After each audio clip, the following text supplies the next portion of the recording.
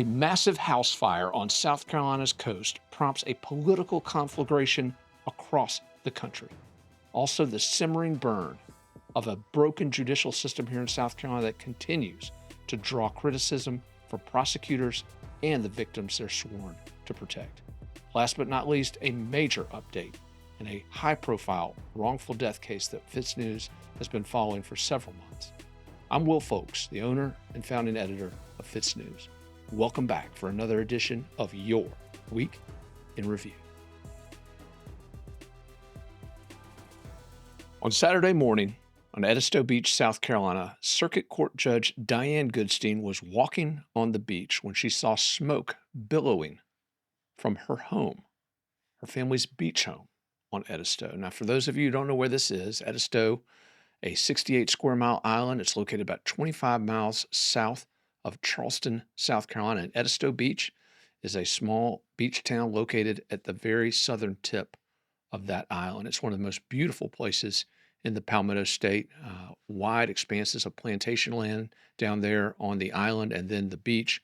Again, one of the nicer beach locations on South Carolina's gorgeous 187-mile coast. But on this particular morning, this beautiful part of the state turned into a scene out of a horrific tragedy of fire totally consuming this $1.1 to $1.5 million beach home, depending on which estimate you believe. But as we reported initially, reports from the scene hinted at arson.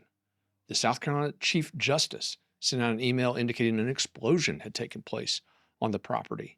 SLED dispatched its arson investigation team. All of these signs which hinted strongly at the potential for a deliberately inflicted tragedy. Now, as we reported on this incident, our sources in the law enforcement community quickly came back and indicated no. Their initial assessments showed no evidence that this fire had been deliberately set. However, sources who do arson investigations for a living have questioned whether or not that conclusion was reached and publicized a bit too quickly. But before we get into the politics that resulted the fallout from this story, I want to briefly address what happened. The fire started Saturday morning. It happened while Diane Goodstein, the circuit court judge who has allegedly received death threats in the past, who has been at the center of several high-profile rulings, including a big ruling involving South Carolina's voter data. But according to our sources, this fire began that morning, Saturday morning, and Goodstein's husband, former state senator Arnold Goodstein, according to all accounts, was a true hero.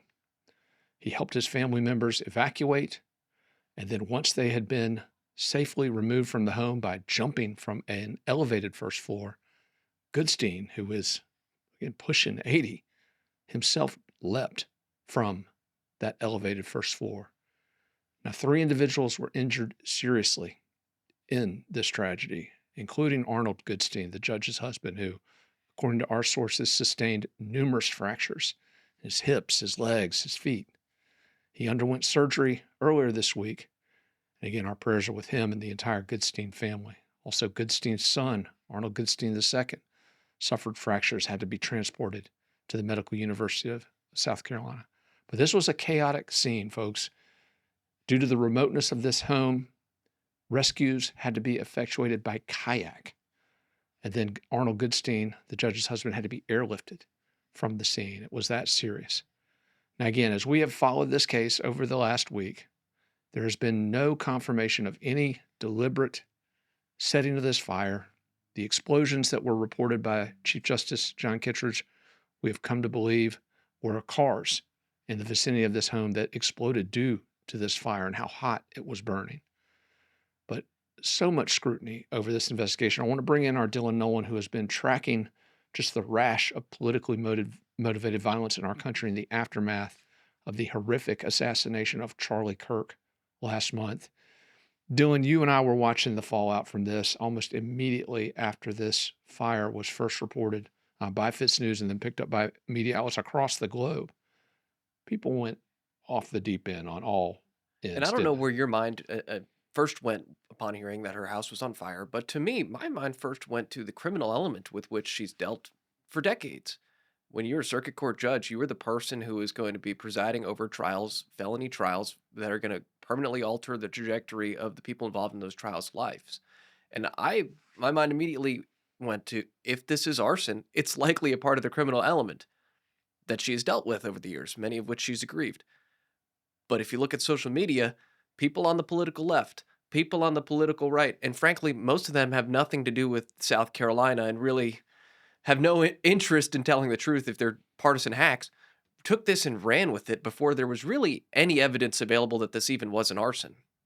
Yeah, that's true. Although, again, I want to point out all of the initial indicators uh, pointed to that, whether from the first responders, whether from the judge's email to the entire judiciary talking about an explosion. So I do want to defend some of the But I folks. mean, an explosion does not mean somebody did it.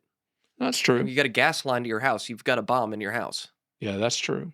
But in fairness, I think to some of the folks who did initially speculate, and obviously a lot of them went way off the reservation on both ends of the political spectrum, but there were indicators that pointed to a potential criminal element in the immediate Certainly. aftermath of this. Certainly. So I think some of that, but as it is unfolded now, the official narrative, which was that it was an accident, essentially, we don't know at this point what caused that accident. That official narrative is not being viewed with much faith, Dylan.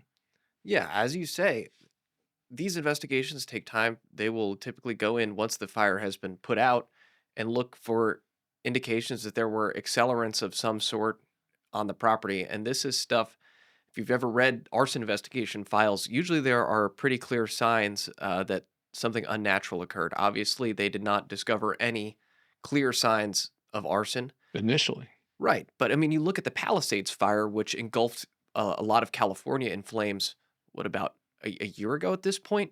They just arrested the arsonist, alleged arsonist, this week. So, yes, arson investigations take time. they do take time. And one thing that's interesting, we spoke with a lot of people in the aftermath of this fire who do this for a living, and they indicated that they felt SLED's initial determination may have been issued a bit too hasty. We have also heard calls for SLED to bring in the ATF to review those findings. And again, I'm not suggesting that they do that. I do think there's now a better relationship between state and federal law enforcement in South Carolina with the appointment of Brian Sterling as the top prosecutor. Brian's a guy who spent many years as the director of the Department of Corrections. So there is some more cooperative and collaborative relationships between state and federal in South Carolina.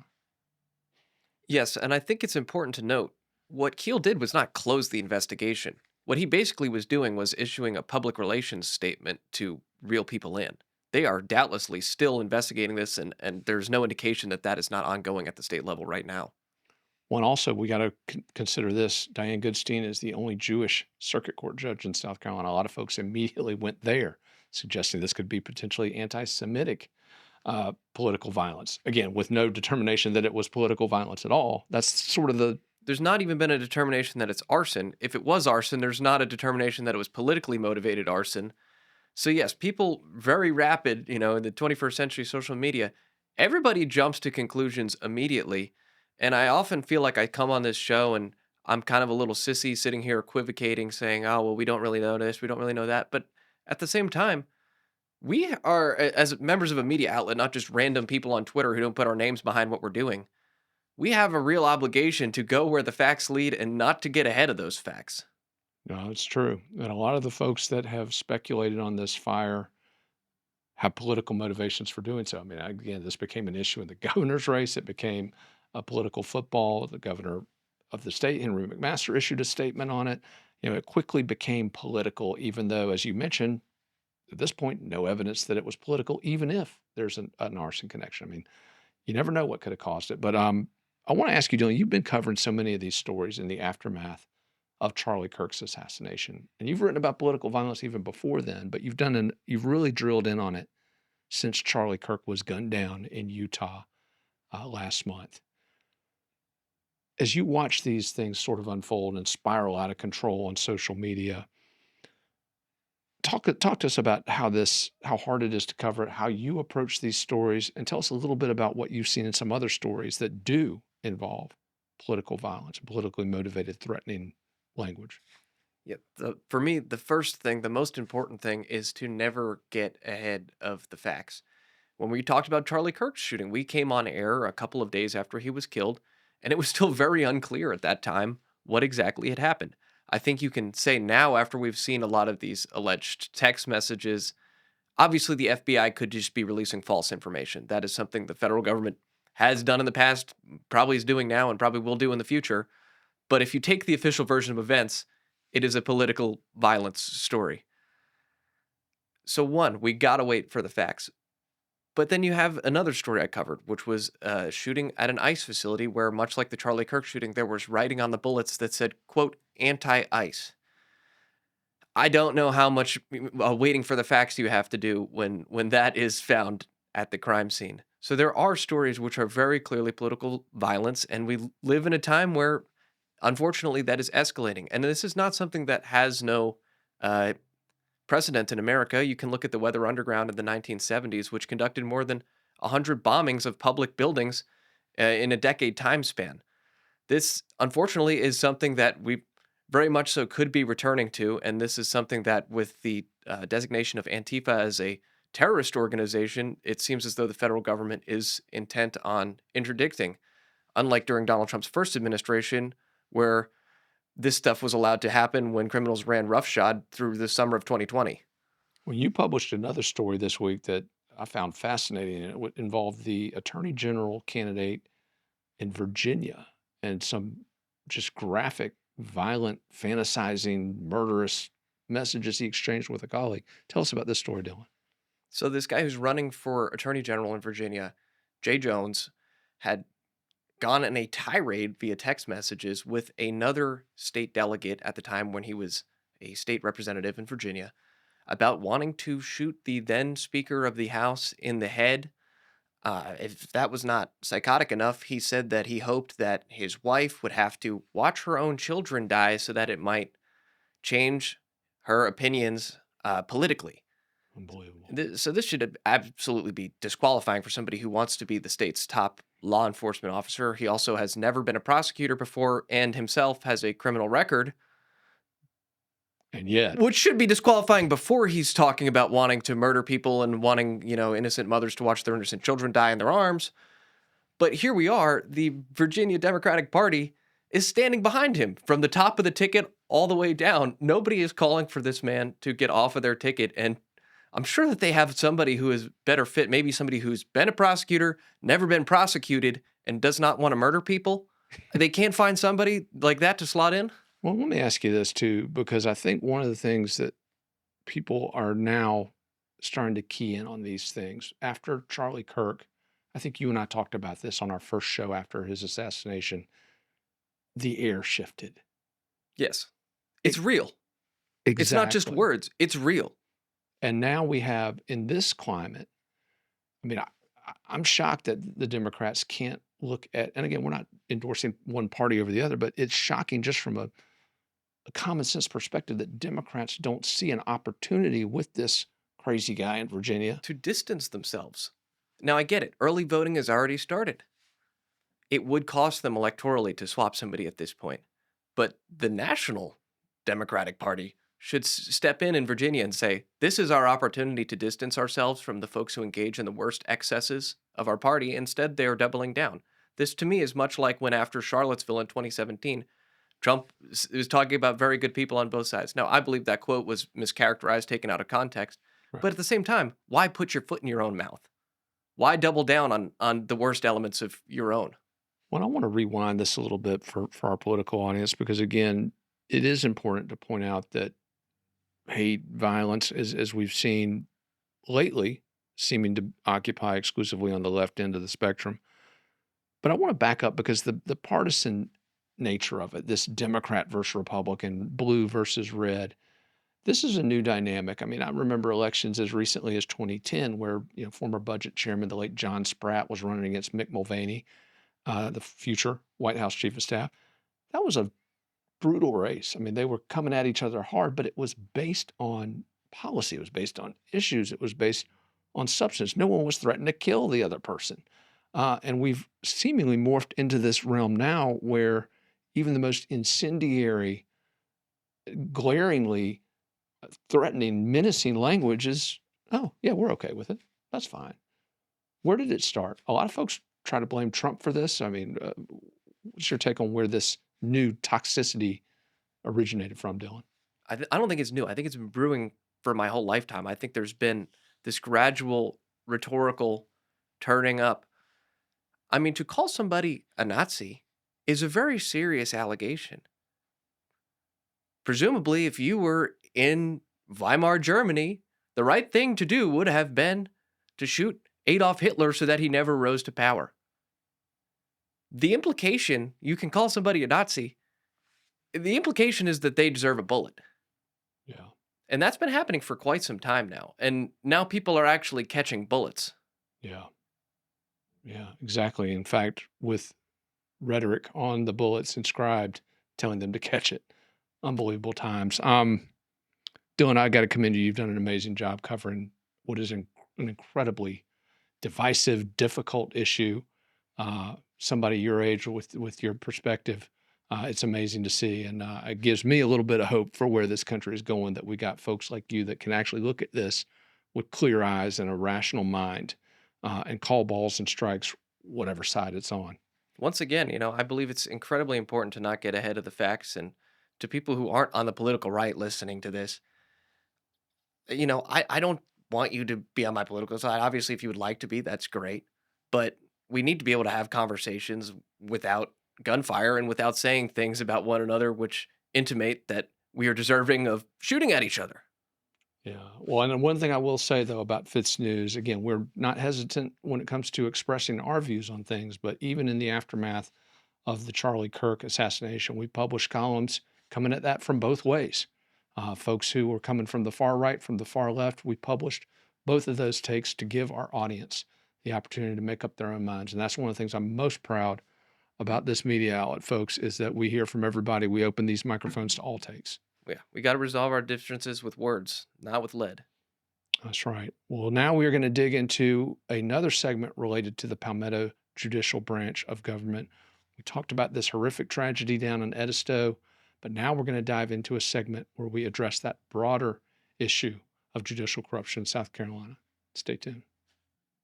So, our brand of advocacy over the years when it comes to fixing South Carolina's badly broken judicial system is not flint and tinder, but the power of this, the microphone, the marketplace of ideas, of putting our suggestions for fixing that system out into the bloodstream and letting you, the citizen, decide whether or not we're right or wrong.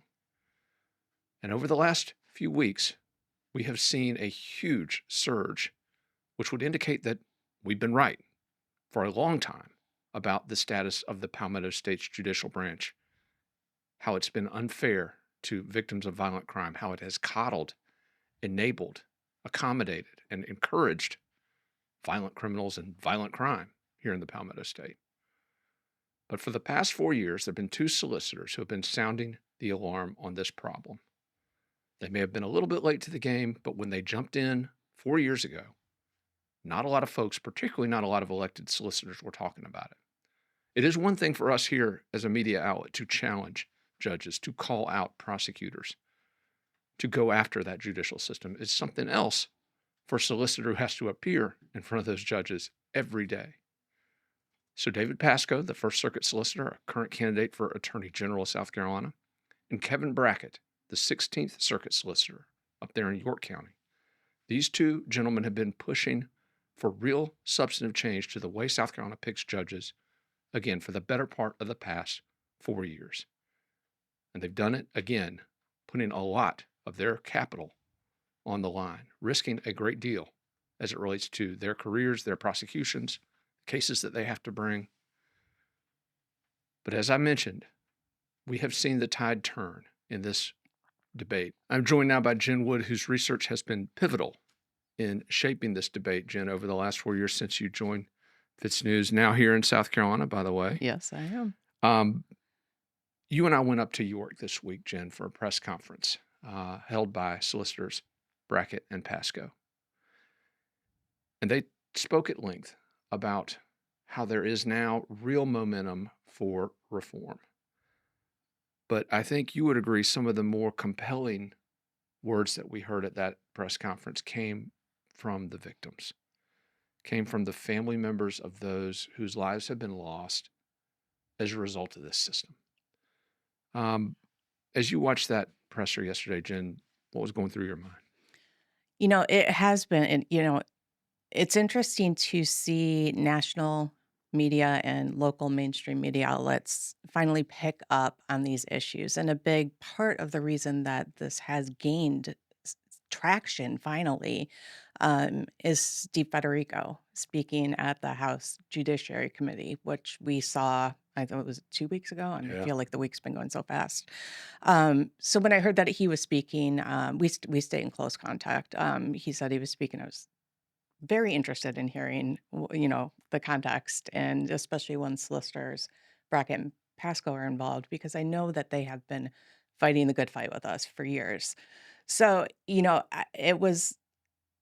it's always good to hear solicitors speak, but it was especially impactful hearing the families of these victims speak about how this has impacted them, and especially Lori Williams, whose brother was murdered in Rock Hill, um, talking about how, don't wait until you are a victim of violent crime to speak up, because you will be. At this point, it's inevitable. Call your legislators, demand change, and I thought that was she did a very good job speaking. Yeah, let's listen to Laurie Williams as she spoke at that press conference yesterday. I'm the sister of Lieutenant Larry Vaughn, who was murdered on July 23rd of 2021. What David said is correct. He went before a couple bond hearings and he was denied bond.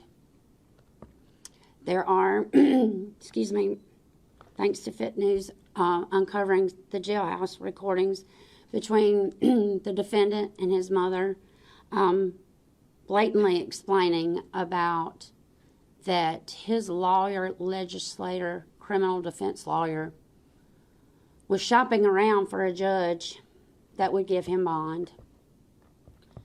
And in December of 2022, that's exactly what happened. We walked into a courtroom filled with cameras, which had not been there before. The defendant came out with a swagger and a brand new haircut. And he stood before Judge Alex Kinlaw. And he was given a $250,000 bond. And he was set free to walk the streets of York County. And I know there's some news outlets here from Charlotte, North Carolina. That's very close to Charlotte. There's crime that comes here from Charlotte and crime from here that goes to Charlotte. But he was set free to walk amongst the citizens of York County for 2.5 years. We were told several times that we would be having a trial. And 24 hours later, we would be called and said that it wasn't going to take place. That the lawyer legislator that was on the defense team had a prior engagement and he wouldn't be available for that date. And what most of you people don't understand is the way we select our judges is through the JMSC. The lawyer legislators, the JMSC is composed of the majority of lawyer legislators that argue their cases in front of the judges that they give their jobs to. So when they come before those judges, they feel an obligation to rule for that attorney, because that attorney gave them their job, and that attorney can take their job away from them. And because our defendant had a lawyer legislator as his one of his criminal defense lawyers, the legislator has immunity from attending trial from January the 1st to July 31st of every single year. They have immunity that they don't have to go and try cases. That is the reason that our lawyer legislator on Larry's case was hired, for no other reason than to be able to postpone. The defendant's family seems to have unlimited supply of money for their defense. So for 4 years, that lawyer legislator was able to postpone justice for my brother.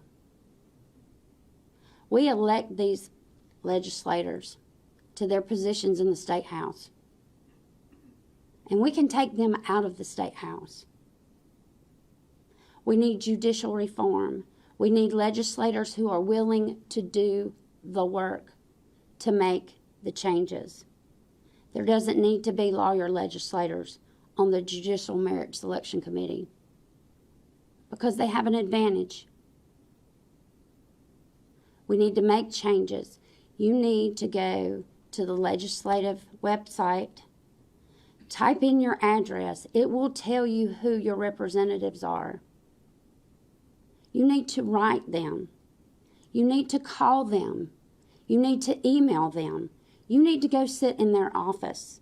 You need to go to Columbia. You can go to Columbia to their offices and talk with them and tell them that you demand change. Because I promise you, my brother was a police officer for Rock Hill Police Department for 30 years.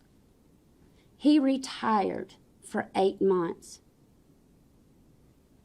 I never imagined that I would be the sister of a murder victim. But I am. My brother is gone, never to come back. My mother does not have her son. I do not have my brother. My 2 nieces do not have their daddy. And his friends and his blue family don't have him either. His best friends don't have their brother anymore. There's no more memories. There's no more pictures. And if we don't make changes in South Carolina, you all will one day become a victim of a crime in South Carolina. Don't wait until it affects your family to demand change, because this is a slow-moving process. Stand up for yourselves now. Demand change. Demand accountability. Take the people in Columbia who don't want to turn loose of their power, because power and control is intoxicating. Jen, I think one of the amazing things about her commentary is she's figured out what the problem is. Right. She's figured out it is not the judges by themselves. Mm-hmm. It is the lawmakers, and particularly the lawyer legislators, who appoint them. And so you hear in her comments, she's not talking about taking the judges out. She's talking about going to the source of the problem, Right. Which I think is a real change, because it is complicated. I mean, South Carolina, one of only 2 states in America where the legislature elects judges, but it's actually far more incestuous and insidious here in the Palmetto State, because they've got this panel, the Judicial Merit Selection Commission, they call it, which basically screens these judges. And for a long time, the rules of that game were rigged. Let's be honest. This thing, it was set up so that certain political favors were rewarded. Judges who played the game got put back on. Judges who didn't got kicked off. Christy Harrington, one of the real tough on crime judges in the Ninth Circuit, got tossed. Again, because they called her Handcuff Harrington. She was too tough on violent criminals. But Jim, we're seeing now, last year there was, quote, reform of this panel, but it ended up, I mean, it's still lawyer legislators running the show. It's still a bunch of trial lawyers controlling, puppeteering this panel that picks our judges. In fact, some would argue it's even worse now than it was before Right. the reform. But these solicitors yesterday, they had a solution. They said, hey, one statute, one line of code. No more lawyer legislators on this panel. Right. It's easy as that. I mean, and they said, in addition to them selecting the judges, they are responsible for reappointing them, like you just said. So these judges know to keep their jobs, they're going to have to go in front of this panel of lawyers who appear in front of them regularly. Yeah. And it's not only that they appear in front of them, they abuse that power frequently. And we saw that in a story that we did and Lori Williams, where he had two attorneys, one not a lawyer legislator, and then they hired one that was a lawyer legislator. And that is how they managed to get bond. This attorney who was a lawyer legislator knew what judge to appear in front of. And we discovered that in, I think, third or fourth bond hearing. He did, for this man who killed her brother, finally did get bond because of this lawyer legislator. And then it delays the process because they have judicial immunity. So when they are in session, they cannot be forced to go to trial between January and June of every. So it drags the system out, and they utilize that to their advantage. Yeah, they do. And certainly we've talked about how the press attention has ramped up, but it's not just that. We now have a campaign taking place in South Carolina, which this has become a signature issue, whether it's the campaign for Attorney General, which Solicitor Pasco is engaged in, or whether it's the governor's race. We now have multiple candidates coming out challenging this status quo. Now, whether or not they're going to do anything about Right. it, because as we mentioned, this has been an issue we've been focused on for, again, nearly a decade. It's something that these solicitors jumped in on 4 years ago, to their credit.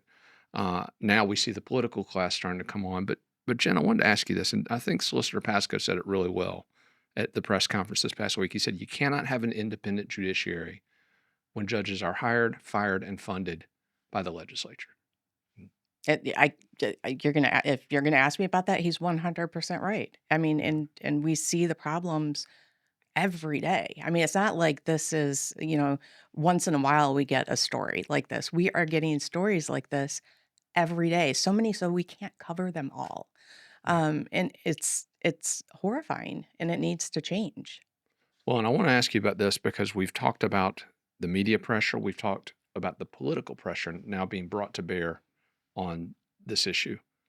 We have not talked about the Federico pressure. Oh yeah. We mentioned him a moment ago, and his remarks at this press conference were brief, but they were very bold. And why don't we cut to Steve Federico's comments here? The system is broken, and I plan to turn it on its head. There will be nobody that won't hear from me. Our family. Logan was a bright light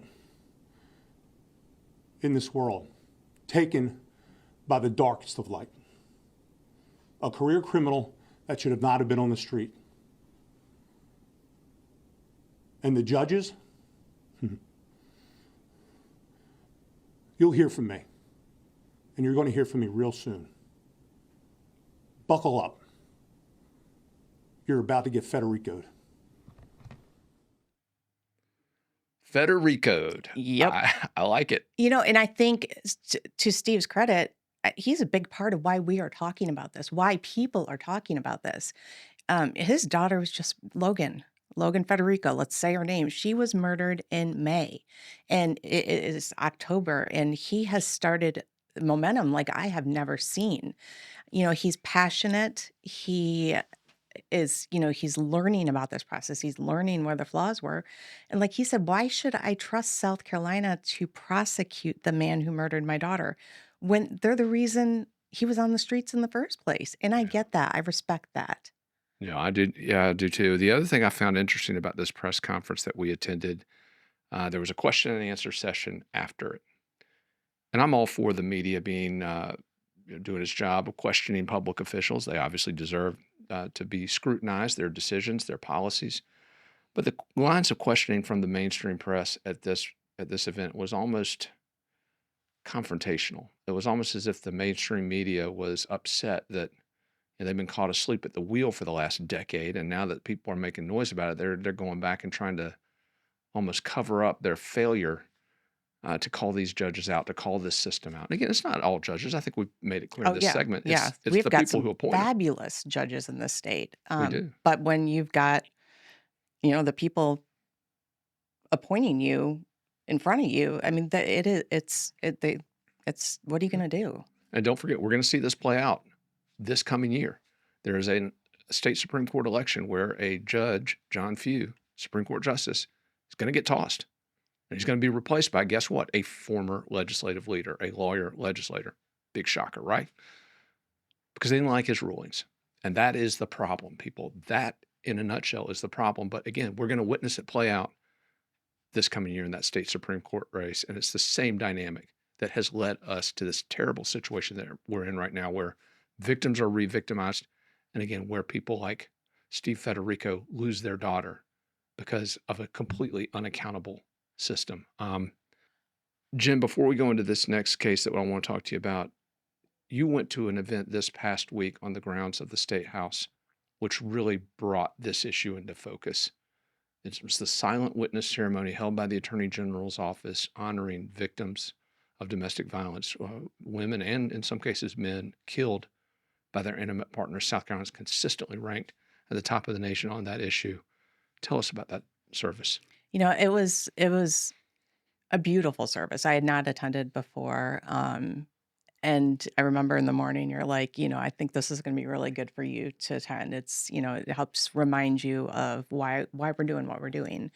And you were 100% right. And it was especially meaningful this year because two of the stories, two of the individuals who were honored, we covered extensively, including Jessica Barnes.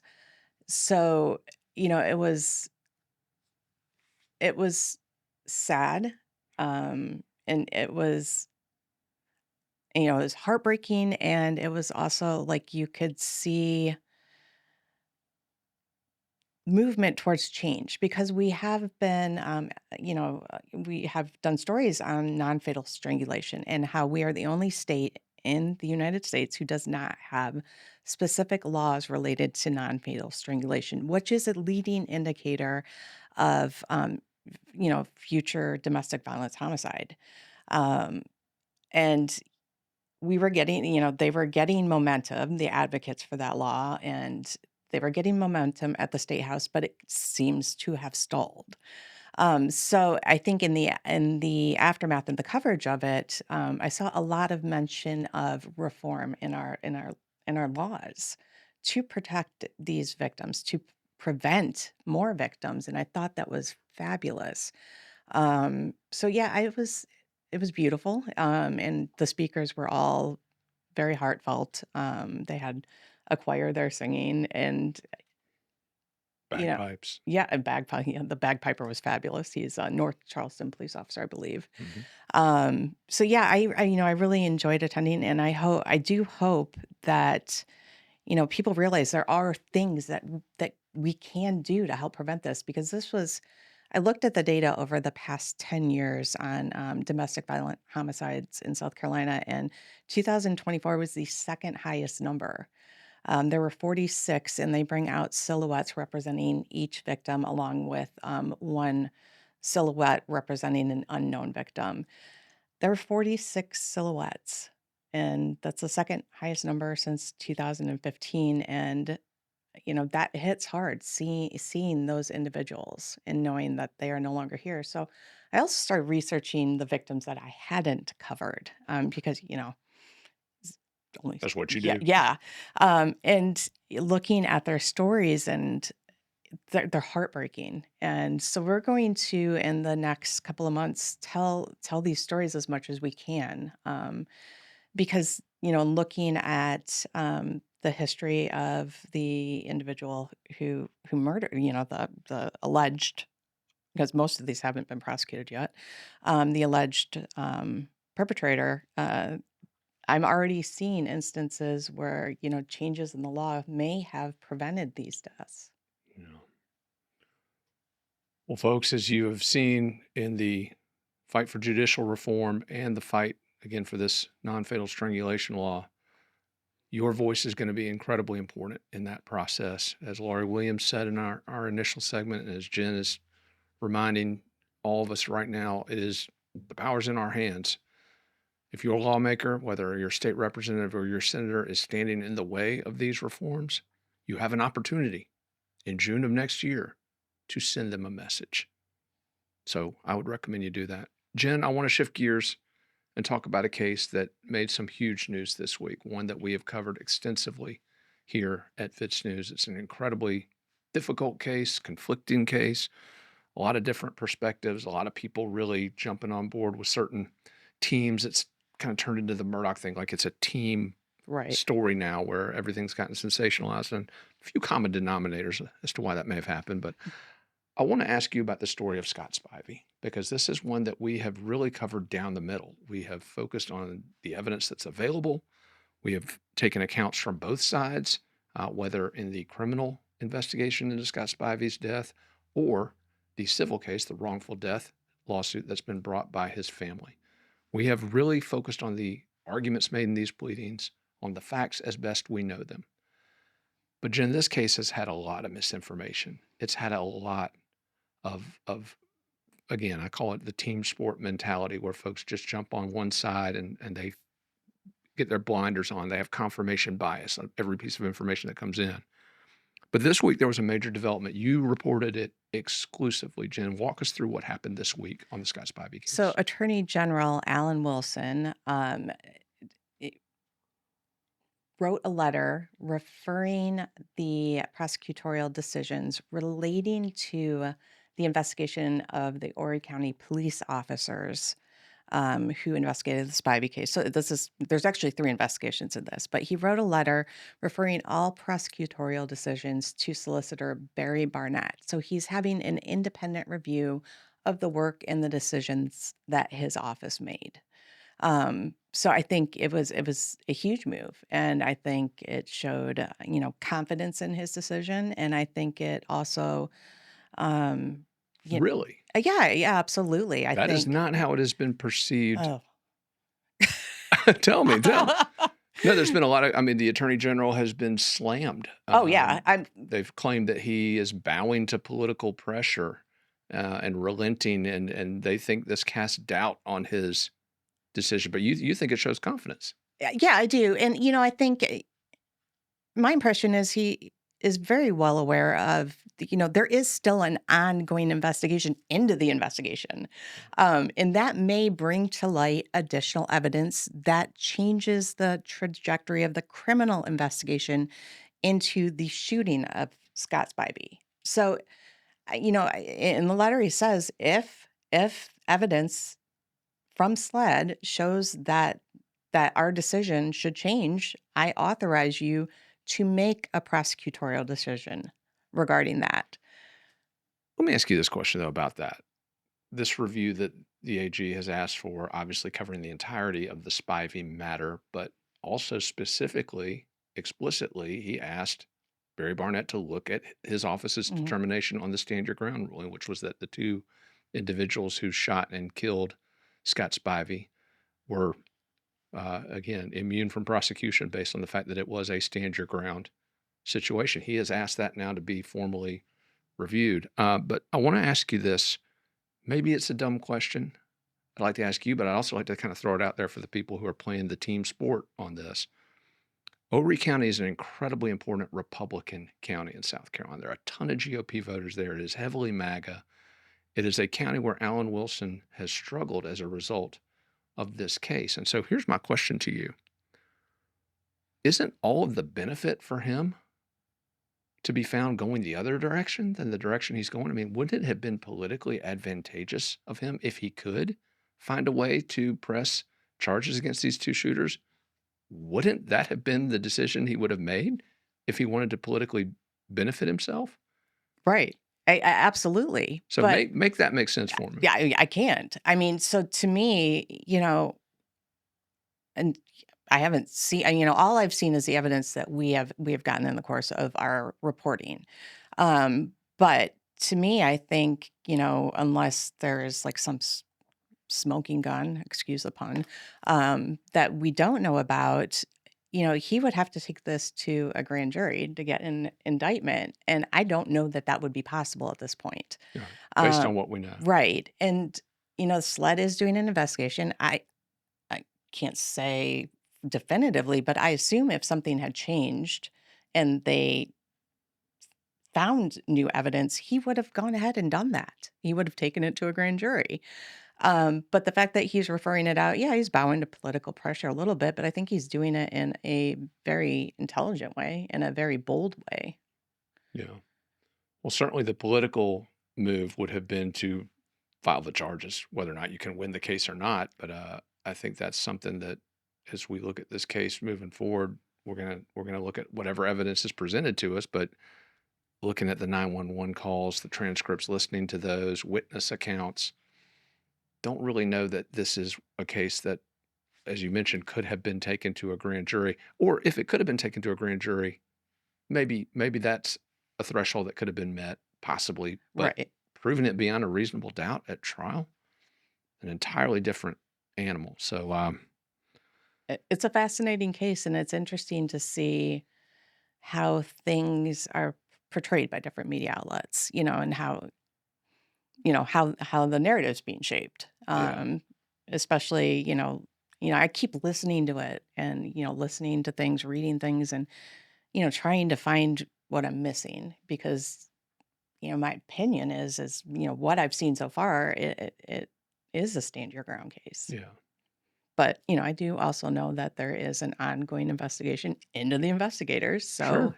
things And could change. and also have never, I think, editorialized that it is definitively a stand your ground case. Right. I think what we've editorialized is that we don't see evidence to go the other way. Right. If it's there, show it to us. Yeah. I'm 100%. I mean, certainly it was a botched investigation. There's Yes. no doubt about that. There is rampant corruption in Horry County, and that deserves to be investigated. People are already being held accountable for that. But what happened afterward doesn't change the circumstances of the shooting and what you can prove. So I think that is the question that we have is, okay, show us the proof. And we have in fact heard that some of these statements that are being made, not only by some of the podcasters, but also some of the mainstream press covering this, not really supported by the evidence. Uh, Right. and so that is problematic. And in fact, were on social the other day, sort of reminding folks, hey, put the evidence ahead of these sort of Right. fanboy, fangirl perspectives. Look at the case based, look at I always try to look at it through the eyes of investigators and prosecutors, and keep my mind open because things always can change. We've seen that in other cases. Things New evidence can come to light. You don't know the whole story until you've seen all of the evidence. Yeah, but also be willing to change your mind. Right. And I think that's one of the great things about this media outlet is not only do we invite all perspectives on stories like this and encourage people to share those perspectives, but as we mentioned, Jen, time and time again, when you open your mic and open your mind to these new perspectives, only good things can happen. Either you're going to become more informed about a story and have a better perspective of it, a more accurate perspective,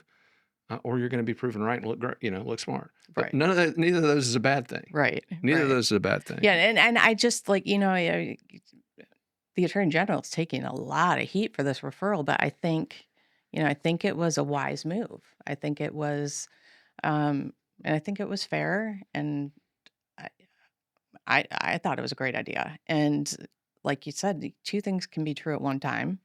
The investigation could have completely sucked. They could have totally screwed that up, but does it change the facts of what happened on Camp Swamp Road? And that's the question. And he's letting somebody else make that decision. Well, and also not only what happened, but what can be proven. Right. What can be proven, because that is a huge distinguishing Beyond factor. a reasonable doubt. I mean, it's not like a civil threshold. You have to prove that beyond a reasonable doubt.